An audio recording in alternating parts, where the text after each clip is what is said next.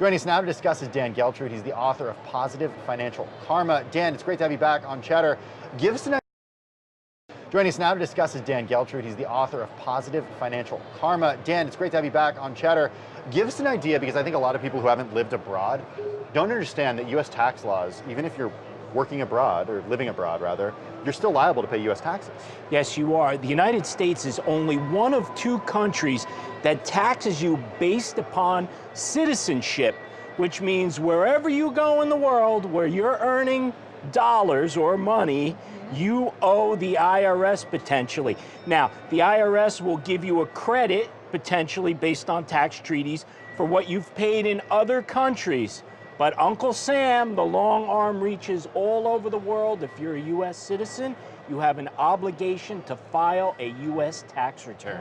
Okay, so, and then how does this apply to Meghan Markle? I think she's still a U.S. citizen.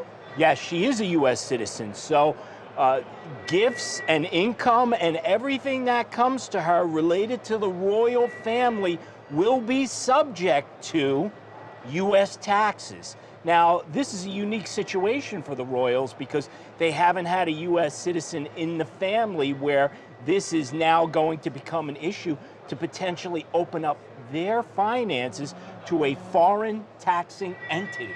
There must be some way around this. Of course there is. So, of course there is. So, where there's a tax law, there's a loophole.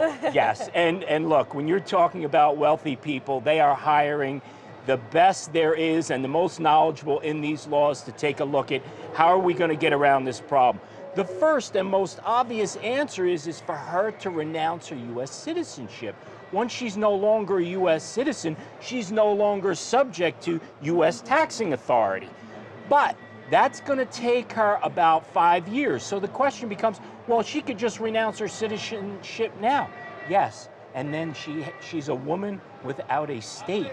And with someone who travels that much, she wouldn't be a British citizen yet, and she wouldn't be a U.S. citizen. So she's going to have to wait until she can become a British citizen to be able to renounce her U.S. citizenship. I mean, offhand, do you know how long that takes?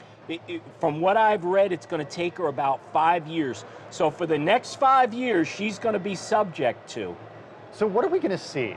I mean, what are taxing authorities going to see from the royal family? What are they going to? What's going to be exposed now? So one of the ways around this, as we were just talking about, is she is going to file a tax return as married, filing separately, because she doesn't want to bring Harry into the picture. If they actually filed a joint U.S. tax return, it would subject Harry to U.S. taxes, Prince Harry. So that's not going to happen.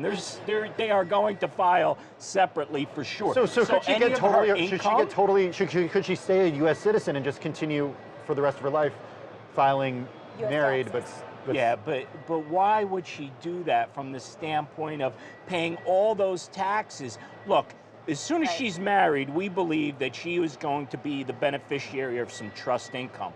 Right off the bat, that trust income subject to U.S. taxes. Oh my gosh.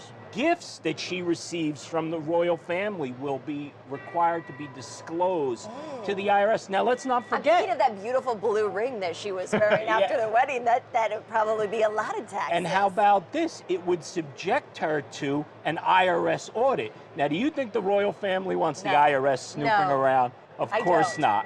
What does this mean for the royal baby on the way? Well, the royal baby is going to be a U.S. citizen until at least 18 years old. So for the first 18 years of his or her life, they are going to be subject to U.S. taxes for both gift and income tax. Again, probably the beneficiary of some trust income. That income will be taxed in the United States. Is the baby, the royal baby that we're all waiting on, instantly a dual citizen or just a U.S. citizen? Could be a dual citizen, but even with dual citizenship, if one of them is a U.S.